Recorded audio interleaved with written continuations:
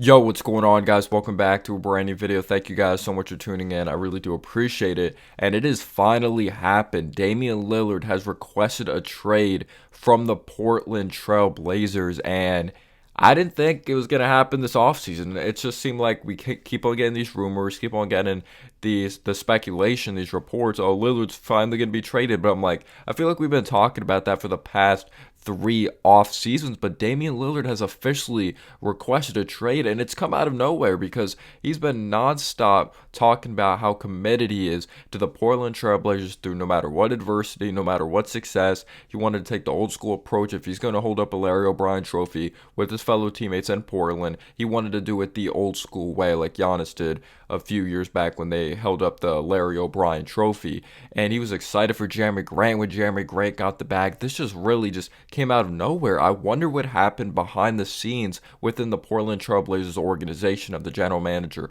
the president of basketball operations, the overall ownership, for Lillard to now say out of nowhere, I want to be traded. Did something just finally click in his head? Like, I don't care. I want a chance of winning a championship. I've been through, like, obviously playing with LaMarcus Aldridge. It's not a shot at Aldridge. Aldridge, good player, but I'm just talking about who he's played with. Obviously, CJ McCollum on the Pelicans. Jeremy Grant, they bring back Anthony Simons, who's a young, promising, upcoming player who averaged 20 points per game last year. But maybe he's like, yeah, it's fun and all, staying committed and loyal, but deep down, I probably want to win. I wonder if he just had like a deep conversation.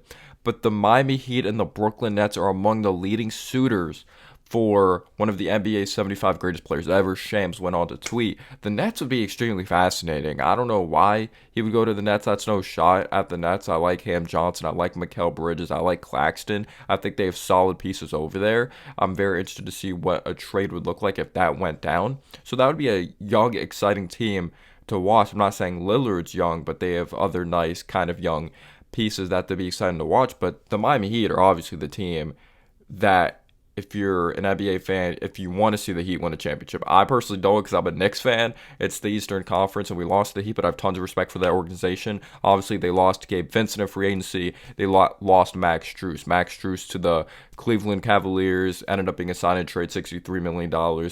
And then Gabe Vincent ended up going to the Los Angeles Lakers. So I think that's extremely fascinating. And they've actually picked up some solid role players. But if he goes to the Heat, just overall, I think Tyler Hero would be dealt.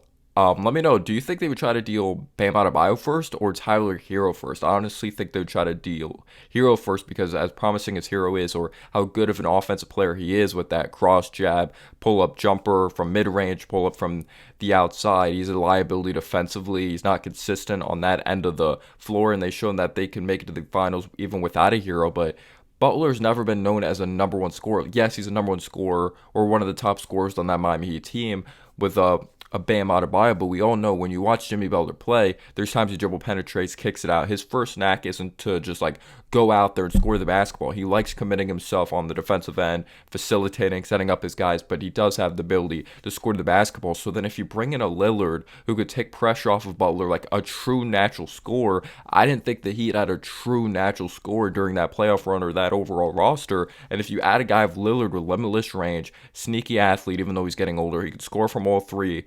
levels, who's just an absolute killer out there on the floor. Just having that natural score could just set up so much for a Jimmy Butler. But Caleb Martin still on the team right now for the Miami Heat. So the Heat are going to look interesting if they go on a trade for a Damian Lillard. They're definitely going to be up there as championship favorites because I think Butler's a really, really good number two option at this point. Maybe he is a number one option to some of you guys, but Lillard and Butler would be very fascinating. But let's see how they fill in those pieces, like losing a Gabe Vincent and Max Strus. But let me know down below your thoughts on this, and peace out, y'all.